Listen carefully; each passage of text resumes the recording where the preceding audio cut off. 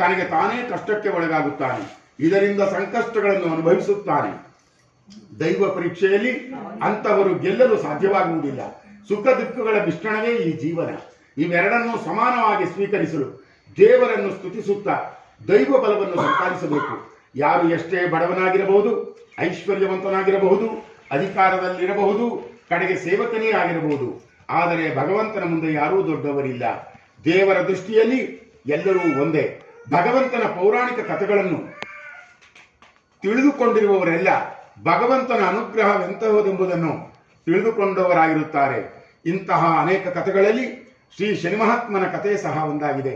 ನವಗ್ರಹಗಳ ನಾಯಕನೆನಿಸಿಕೊಂಡಿರುವ ಶನಿದೇವನು ಎಲ್ಲರಿಗೂ ಸನ್ಮಂಗಳವನ್ನುಂಟು ಮಾಡುವ ಭಗವಂತನ ಸ್ವರೂಪಿಯಾಗಿದ್ದಾನೆ. ಭೂಲೋಕದಲ್ಲಿರುವ ಜನಗಳು ಶನಿದೇವನು ಕಷ್ಟಗಳನ್ನು ಕೊಡುತ್ತಾನೆಂದು ತಿಳಿದುಕೊಂಡಿದ್ದಾರೆ. ಈ ರೀತಿ ಅವರು ಹೇಳುವುದು ರಕ್ತಗತವಾಗಿದೆ. ಶನಿದೇವನು ದಯಪಾಲಿಸುವ ಸೌಖ್ಯವನ್ನು ತಿಳಿದವರು ಸಹ ಇನ್ನೂ ಆತನ ಬಗ್ಗೆ ಸರಿಯಾಗಿ ತಿಳಿದುಕೊಂಡಿಲ್ಲ. ಕಾರಣ ಒಟ್ಟು 12 ರಾಶಿಗಳಿವೆ. ಅವುಗಳು ಯಾವುವೆಂದರೆ ಮೇಷ, ವೃಷಭ, ಮಿಥುನ, ಕಟಕ, ಸಿಂಹ, ಕನ್ಯಾ, ತುಲಾ, ವೃಶ್ಚಿಕ, ಧನುಸ್ಸು, ಮಕರ, ಕುಂಭ, ಮೀನ. ಇವುಗಳಲ್ಲಿ ಶನಿ ಭಗವಾನನು ಒಂದೇ ರಾಶಿಯಿಂದ ಹೊರಟು 12 ರಾಶಿಗಳನ್ನು ಸುತ್ತಿಕೊಂಡು ಪುನಃ ಅದೇ ಜಾಗಕ್ಕೆ ಹಿಂದಿರುಗಿ ಬರಲು 30 ವರ್ಷಗಳಾಗುತ್ತವೆ. ಆದರೆ ಈ ರೀತಿ ಅಂಜಿಕೊಂಡು ಬಾಳು ನಡೆಸುವುದು ಕಷ್ಟ. ಆತನು ಕಷ್ಟಗಳನ್ನು ತಂದೊಡ್ಡುತ್ತಾನೆಂದು ತಿಳಿಯುವಾಗ ಆತನು ಸೌಖ್ಯವನ್ನೂ ಕೊಡುತ್ತಾನೆಂದು ತಿಳಿಯಬೇಕು. ಆತನ ಮಹಾತ್ಮೆಯನ್ನು ಓದಿದರೆ ಇದರ ಬಗ್ಗೆ ತಿಳಿದು ಬರುತ್ತದೆ. ಕಾರಣ ಭಯವನ್ನುಂಟು ಮಾಡುವವನು ಭಯವನ್ನು ನಾಶ ಮಾಡುವವನೂ ಆಗಿರುತ್ತಾನೆ ಎಂದು ತಿಳಿದುಕೊಳ್ಳಬೇಕು. ಆದುದರಿಂದ ಯಾರೂ ಭಯಪಡುವ ಅವಶ್ಯಕತೆ ಇಲ್ಲ. ಅನೇಕರು ಶನಿವಾರ ಶುಭ ಕಾರ್ಯಗಳನ್ನು ಮಾಡಲು ಹಿಂದೇಟು ಹಾಕುತ್ತಾರೆ. ಆದರೆ ಶನಿದೇವರಿಗೆ ಶನಿವಾರವೇ ಪ್ರಿಯವಾದ ದಿನ. ಶನಿದೇವರಲ್ಲಿ ನಂಬಿಕೆಯನ್ನಿಟ್ಟು ಪ್ರಾರ್ಥಿಸಿ ಅಂದು ಹೊಸ ಕೆಲಸವನ್ನು ಪ್ರಾರಂಭಿಸಿದರೆ ಅದರಲ್ಲಿಯೂ ಜಯ ಖಂಡಿತವಾಗಿಯೂ ಆಗುವುದು. ಶ್ರೀ ಶನಿಯ ಅವತಾರ. ಜಗತ್ತಿನ ಸಮಸ್ಯೆಯಿಂದ ಯಾರೂ ಭಯಪಡುವ ಅವಶ್ಯಕತೆ ಇಲ್ಲ. ಅನೇಕರು ಶನಿವಾರ ಶುಭ ಕಾರ್ಯಗಳನ್ನು ಮಾಡಲು ಹಿಂದೇಟು ಹಾಕುತ್ತಾರೆ. ಆದರೆ ಶನಿದೇವರಿಗೆ ಶನಿವಾರವೇ ಪ್ರಿಯವಾದ ದಿನ. ಶನಿದೇವರಲ್ಲಿ ನಂಬಿಕೆಯನ್ನಿಟ್ಟು ಪ್ರಾರ್ಥಿಸಿ ಅಂದು ಹೊಸ ಕೆಲಸವನ್ನು ಪ್ರಾರಂಭಿಸಿದರೆ ಅದರಲ್ಲಿಯೂ ಜಯ ಖಂಡಿತವಾಗಿಯೂ ಆಗುವುದು. ಶ್ರೀ ಶನಿಯ ಅವತಾರ. ಜಗತ್ತಿನ ಸಮಸ್ತ ಜೀವಿಗಳಿಗೂ ಬೆಳಕು ಕೊಡುತ್ತಿರುವವನು ಸೂರ್ಯ. ಸೂರ್ಯನು ನಾರಾಯಣ ಸ್ವರೂಪಿ. ಸೂರ್ಯನು ಪ್ರತ್ಯಕ್ಷ ದೇವರೆಂದು ಪ್ರಾಚೀನರ ನಂಬಿಕೆ. ದ್ವಿಜರು ಪ್ರತಿನಿತ್ಯವೂ ಸಂಧ್ಯಾವಂದನೆಯನ್ನು ಮಾಡುತ್ತಾರೆ. ಆಗ ಸೂರ್ಯನಿಗೆ ಅರ್ಘ್ಯವನ್ನು ಕೊಡುವ ಪದ್ಧತಿ ಇದೆ. ತ್ರೇತಾಯುಗದಲ್ಲಿ ಶ್ರೀರಾಮಚಂದ್ರನು ರಾವಣನೊಡನೆ ಯುದ್ಧ ಮಾಡಲು ಸಾಧ್ಯವಾಯಿತು. ಅಗಸ್ತ್ಯರು ಶ್ರೀರಾಮನಿಗೆ ಆದಿತ್ಯ ಹೃದಯವನ್ನು ಉಪದೇಶಿಸಿದರು. ರಾಮದೇವರು ಅದರಲ್ಲಿ ಸೂರ್ಯನನ್ನು ಕೊಂಡಾಡಿದರು. ಸೂರ್ಯನಿಗೆ ಉಷಾದೇವಿ ಮತ್ತು ಛಾಯಾದೇವಿ ಎಂಬ 2 ಪತ್ನಿಯರು. ಛಾಯಾದೇವಿಯ ಪುತ್ರನೇ ಈ ಶನಿ ಮಹಾತ್ಮನು. ಸೂರ್ಯನು ದಿವಿಷ್ಟ ಎಂಬ ಮುನಿಗಳ ಮಗಳನ್ನು ವಿವಾಹವಾದನು. ಅವಳ ಹೆಸರು ಸುವಿತ್ಸಲ ಎಂದು. ಈ ದಂಪತಿಗಳಿಗೆ 3 ಜನ ಮಕ್ಕಳು. ವೈವತಮನು, ಯಮಧರ್ಮರಾಜ ಎಂಬ 2 ಗಂಡು ಮಕ್ಕಳು, ಯಮುನಾ ಎಂಬ ಮಗಳು, ಯಮ ಮತ್ತು ಯಮುನಾ ಅವಳಿ ಮಕ್ಕಳು. ಸುವಿತ್ಸಲಾದೇವಿ ಮತ್ತು ಸೂರ್ಯ ನೆಮ್ಮದಿಯ ಬಾಳನ್ನು ಬಾಳುತ್ತಿದ್ದರೂ ಆಕೆಗೆ ಸೂರ್ಯನ ಶಾಖವನ್ನು ತಡೆಯುವುದು ವಿಪರೀತ ಕಷ್ಟವಾಯಿತು. ಸೂರ್ಯನ ಮನೆಯಲ್ಲಿ ತಾನು ಇರುವುದಿಲ್ಲವೆಂದು ಹೇಳಿದರೆ ಸೂರ್ಯನಿಗೆ ಕೋಪ ಬರುತ್ತದೆ ಎಂದು ಆಕೆಗೆ ತಿಳಿದಿದ್ದಿತು. ತಪಸ್ಸು ಮಾಡಲು ಕಾಡಿಗೆ ಹೋಗುತ್ತಿರುವೆನೆಂದು ಹೇಳಿದಳು.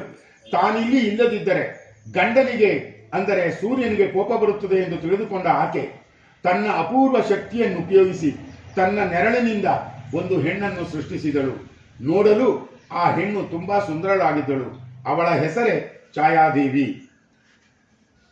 ಛಾಯಾದೇವಿಗೆ ಆಕೆಯು ಈ ರೀತಿ ಹೇಳಿದಳು: ಛಾಯಾ, ನಾನು ಸೂರ್ಯನಾರಾಯಣನೊಡನೆ ಕುಟುಂಬ ನಡೆಸುವ ಶಕ್ತಿಯನ್ನು ಕಳೆದುಕೊಂಡಿರುತ್ತೇನೆ. ಪುನಃ ಶಕ್ತಿಯನ್ನು ಪಡೆಯಲು ಕಾಡಿಗೆ ಹೋಗಿ ಅಲ್ಲಿ ತಪಸ್ಸಿಗೆ ಕುಳಿತುಕೊಳ್ಳುತ್ತೇನೆ. ಆದರೆ ಆ ಶಕ್ತಿಯನ್ನು ಪುನಃ ಪಡೆಯಲು ಬಹಳ ಕಾಲ ಬೇಕಾಗುತ್ತದೆ. ಅಲ್ಲಿಯವರೆಗೆ ನನ್ನ ಜಾಗದಲ್ಲಿ ನೀನು ಸೂರ್ಯದೇವನೊಂದಿಗೆ ಆತನ ಪತ್ನಿಯಾಗಿ ಇರು ಎಂದು ಪ್ರಾರ್ಥಿಸಿ ತನ್ನ 3 ಮಕ್ಕಳನ್ನು ಛಾಯಾದೇವಿಯ ಬಳಿ ಇರಲು ಕಳಿಸಿಕೊಟ್ಟಳು. ಛಾಯಾದೇವಿಯು ಆಕೆಯು ಹೇಳಿದಂತೆ ಸೂರ್ಯನೊಡನೆ ಆತನ ಹೆಂಡತಿಯಂತೆ ಇರುತ್ತೇನೆ. ಒಂದು ವೇಳೆ ನನ್ನ ಬಗ್ಗೆ ಸೂರ್ಯನಿಗೆ ನಿಜ ಸಂಗತಿ ತಿಳಿದು ಬಿಟ್ಟರೆ ನಿಜವನ್ನು ಹೇಳಿಬಿಡುತ್ತೇನೆ ಎಂದು ಹೇಳಿದಳು. ಅದಕ್ಕೆ ಸುವಿತ್ಸಲಾದೇವಿ ಒಪ್ಪಿ ತಪಸ್ಸಿಗೆ ಕುಳಿತಳು. ಆಮೇಲೆ ಸೂರ್ಯನು ಛಾಯಾದೇವಿಯು ಆನಂದವಾಗಿ ಇದ್ದರು. ಆಗ ಅವರಿಗೆ ಶ್ರುತಕರ್ಮ ಮತ್ತು ಶ್ರುತಕ್ವಸಿ ಎಂಬ 2 ಮಕ್ಕಳಾದರು. ಶ್ರುತಕರ್ಮನೇ ಶನಿಯು. ಈ ರೀತಿ ಶನೇಶ್ವರನು ಛಾಯಾದೇವಿಯ ಮಗನು. ಹಾಗೂ ಸೂರ್ಯನ ಇಬ್ಬರು ಹೆಣ್ಣು ಮಕ್ಕಳು ಮುಂದೆ ಯಮುನಾ ಮತ್ತು ತಪತಿ ಎಂಬ ನದಿಗಳಾಗಿ ನಮ್ಮ ದೇಶದಲ್ಲಿ ಹರಿಯುತ್ತಿವೆ. ಛಾಯಾದೇವಿ ತನ್ನ ಮಕ್ಕಳೊಡನೆ ಸಂತೋಷವಾಗಿದ್ದರೆ ಯಮನಿಗೆ ಮಲತಾಯಿಯ ವರ್ತನೆ ಸರಿಬೀಳಲಿಲ್ಲ. ತನ್ನ ಅಕ್ಕನಿಗೆ ನೀಡಿದ ಮಾತು ಮರೆತಿರಬೇಕೆಂದುಕೊಂಡನು. ತಂದೆ ಸೂರ್ಯನನ್ನು ಭೇಟಿಯಾಗಿ ವಿಷಯ ತಿಳಿಸಿದನು. ಸೂರ್ಯನಿಗೆ ಕೋಪ ಬಂದು ಛಾಯಾದೇವಿಯನ್ನು ಕರೆಸಿದನು. ಇದೇ ಮೊದಲ ಬಾರಿ ಸೂರ್ಯನು ಈ ರೀತಿ ವರ್ತಿಸಿದ್ದು. ಛಾಯಾದೇವಿ ಭಯದಿಂದ ನಿಜ ಸಂಗತಿಯನ್ನು ತಿಳಿಸಿದಳು. ಸುವಿತ್ಸಲಾದೇವಿ ತಪಸ್ಸು ಮಾಡುತ್ತಿರುವ ವಿಷಯವನ್ನೂ ಸಹ ತಿಳಿಸಿದಳು. ಕ್ಷಮಾಪಣೆ ಬೇಡಿದಳು. ಸೂರ್ಯನು ಛಾಯಾದೇವಿಯನ್ನು ಕ್ಷಮಿಸಿದನು. ಕಾಡಿನಲ್ಲಿ ತಪಸ್ಸು ಮಾಡುತ್ತಿದ್ದ ಸುವಿತ್ಸಲಾದೇವಿಯನ್ನು ಅರಮನೆಗೆ ಕರೆಸಿಕೊಂಡನು. ಆಕೆಯ ಮೇಲೆ ಕೋಪಗೊಳ್ಳದೆ ಎಲ್ಲರೂ ಒಟ್ಟಾಗಿ ಸುಖವಾಗಿ ಇದ್ದರು. ಆಮೇಲೆ ಯಮಧರ್ಮರಾಜನು ಘೋರ ತಪಸ್ಸನ್ನಾಚರಿಸಿ ಕಾಲನೆಂಬ ಹೆಸರಿನಿಂದ ದಕ್ಷಿಣ ದಿಕ್ಕಿನ ಕಡೆಗೆ ಪ್ರಯಾಣ ಬೆಳೆಸಿದನು ಮತ್ತು ದಕ್ಷಿಣ ದಿಕ್ಕಿಗೆ ಅವನೇ ಅಧಿಪತಿಯಾದನು. ವೈವಸ್ವತ ಮನು ಎಂಬ ಹೆಸರು ಪಡೆದು ನೀತಿ ದೇವನಾಗಿ ಇರತೊಡಗಿದನು. ಯಮುನೆ ನದಿಯಾಗಿ ಹರಿದಳು. ಈ ರೀತಿ ಸೂರ್ಯನ ಮೊದಲನೆಯ ಹೆಂಡತಿಯ ಮಕ್ಕಳು ಒಂದೊಂದು ದಾರಿ ಹಿಡಿದು ಬೇರೆಯಾದರು. ಛಾಯಾದೇವಿಯ ಮಗಳಾದ ತಪತಿ ಸಮವರ್ಣನನ್ನು ಪ್ರೀತಿಸಿ ಮದುವೆಯಾಗಿ ವಿಂಧ್ಯ ಪರ್ವತದಲ್ಲಿ ವಾಸಿಸತೊಡಗಿದಳು. ಶ್ರುತಕ್ವಸಿ ದೀರ್ಘಕಾಲ ತಪಸ್ಸನ್ನಾಚರಿಸಿ ಮನುವಿನಂತೆ ಜಗತ್ತಿಗೆ ನೀತಿ ಬೋಧೆ ಮಾಡುತ್ತಾ ಇದ್ದನು. ಶನಿಯು ತನ್ನ ತಂದೆ ಸೂರ್ಯನು ಛಾಯಾದೇವಿಯನ್ನು ಅಂದರೆ ತನ್ನ ತಾಯಿಯನ್ನು ನಡೆಸಿಕೊಂಡ ರೀತಿಯನ್ನು ಮರೆಯಲಿಲ್ಲ. ಇದರಿಂದ ತಂದೆಯನ್ನು ವಿರೋಧಿಸುತ್ತಿದ್ದನು. ಕಪ್ಪು ಬಣ್ಣದ ದೇಹವು ಶನಿಯನ್ನು ಸೂರ್ಯನು ವಿಚಿತ್ರ ರೀತಿಯಲ್ಲಿ ನೋಡುತ್ತಿದ್ದನು. ಆದ್ದರಿಂದ ಒಬ್ಬರಿಗೊಬ್ಬರು ವಿರೋಧಿಗಳಾಗಿದ್ದರು. ಆದರೂ ಸಹ ಶನಿಯು ತಂದೆಗೆ ಮುಂದೆ ನೆರವಾದನಂತೆ. ಶನಿಗೆ ಪರಮೇಶ್ವರನಲ್ಲಿ ಅಪಾರ ಭಕ್ತಿ. ಒಮ್ಮೆ ತಾನೂ ಈಶ್ವರನಂತೆ ಒಂದು ನೆಲೆಯನ್ನು ಪಡೆಯಬೇಕೆಂಬ ಆಕಾಂಕ್ಷೆಯಿಂದ ತಾಯಿಯ ಅನುಮತಿ ಪಡೆದು ಕಾಶಿ ಪಟ್ಟಣಕ್ಕೆ ಬಂದನು. ಕಾಶಿಯಲ್ಲಿ ಶನಿಯು ಒಂದು ಶಿವಲಿಂಗವನ್ನು ಪ್ರತಿಷ್ಠಾಪಿಸಿದನು. ಪ್ರತಿನಿತ್ಯವೂ ಅದಕ್ಕೆ ಪೂಜಿಸುತ್ತಾ ಕಠಿಣವಾಗಿ ತಪಸ್ಸನ್ನಾಚರಿಸಿದನು. ಕೈಲಾಸವಾಸಿ ಈಶ್ವರನು ಶನಿಯ ಭಕ್ತಿಗೆ ಮೆಚ್ಚಿ ಪ್ರಸನ್ನನಾಗಿ ಪಾರ್ವತಿ ಸಮೇತ ಪ್ರತ್ಯಕ್ಷನಾದನು. ನಿನಗೇನು ವರಬೇಕೋ ಕೇಳು, ನಿನ್ನ ಭಕ್ತಿಗೆ ಮೆಚ್ಚಿ ನಾನು ಇಲ್ಲಿಗೆ ಬಂದಿರುತ್ತೇನೆ ಎಂದು ಈಶ್ವರನು ಹೇಳಿದನು.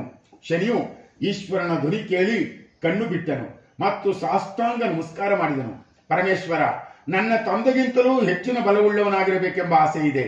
ನನ್ನ ಜೊತೆಗೆ ಜನಿಸಿರುವವರೆಲ್ಲರೂ ನಿನ್ನ ಕೃಪೆಯಿಂದ ಉನ್ನತವಾದ ಪದವಿಗೆ ಏರಿರುತ್ತಾರೆ. ಆದರೆ ನಾನು ಅವರೆಲ್ಲರಿಗಿಂತಲೂ ಪರಾಕ್ರಮಶಾಲಿಯಾಗಬೇಕು. ಹೆಚ್ಚಿಗೆ ಹೇಳಬೇಕೆಂದರೆ ನಿನ್ನ ಪಕ್ಕದ ಸ್ಥಾನವೇ ನನಗೆ ಬೇಕು. ನನ್ನ ಈ ಪ್ರಾರ್ಥನೆಯನ್ನು ದಯವಿಟ್ಟು ನೆರವೇರಿಸು ಎಂದು ಪ್ರಾರ್ಥಿಸಿದನು. ಈಶ್ವರನು ಶನಿಯ ಎಲ್ಲಾ ಕೋರಿಕೆಗಳನ್ನು ನಡೆಸಿಕೊಟ್ಟನು. ಅಂದಿನಿಂದ ಶನಿಯು ಎಲ್ಲಾ ಬಲವನ್ನು ಪಡೆದು ಶನೇಶ್ವರ ಎಂಬ ಹೆಸರನ್ನು ಗಳಿಸಿದನು.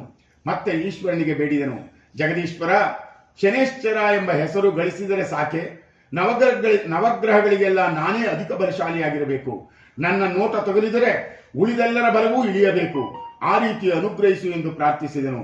ಈಶ್ವರನು ಅದಕ್ಕೂ ತಥಾಸ್ತು ಎಂದು ಬಿಟ್ಟನು ಮತ್ತು ಅಂತರ್ಧಾನನಾದನು. ಶಿವನ ಅನುಗ್ರಹದಿಂದ ಶನಿಯು ನವಗ್ರಹಗಳಲ್ಲಿಯೇ ಅಧಿಕ ಬಲಶಾಲಿ ಎನಿಸಿದನು. ಶನಿಯು ಈಶ್ವರನ ಅನುಗ್ರಹದಿಂದ ಸರ್ವಶಕ್ತನಾದನು. ಆತನಿಗೆ ಬೇಕಾದ ಶಕ್ತಿ ಸಾಮರ್ಥ್ಯಗಳನ್ನು ಪಡೆದನು. ಶನಿಗೆ ಶನೇಶ್ವರನ್ ಎಂಬ ಹೆಸರೂ ಇದೆ. ಶನಿಗೆ 4 ಕೈಗಳು. ಬಲಗಡೆಯ ಕೈಗಳಲ್ಲಿ ವರದಾನ ಮುದ್ರೆ, ಹಾವು ಇವೆ. ಎಡಗೈಯಲ್ಲಿ ಶನಿ ಬಿಲ್ಲು ಶೂಲಗಳನ್ನು ಹಿಡಿದಿರುತ್ತಾನೆ. ಶನಿಗೆ ಕಪ್ಪು ಬಣ್ಣದ ಕಾಗೆ ವಾಹನವಾಗಿದೆ. ಶನಿಯ ಹೆಂಡತಿ ಜ್ಯೇಷ್ಠಾದೇವಿ. ಶನಿಗೆ ಧಾನ್ಯ, ಎಳ್ಳು, ಸಮಿತ್ತು, ಬನ್ನಿ. ಪ್ರತಿ ಜಾತಕದಲ್ಲೂ ನವಗ್ರಹಗಳ ಪೈಕಿ ಶನಿಯು ಆಯುಷ್ಯಾಧಿಪತಿಯಾಗಿ ಬೆಳಗುತ್ತಾನೆ.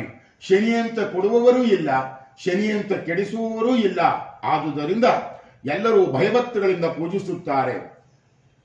ಶನಿ ಮಹಾತ್ಮನ ರಾಜ ವಿಕ್ರಮನ ಕಥೆ.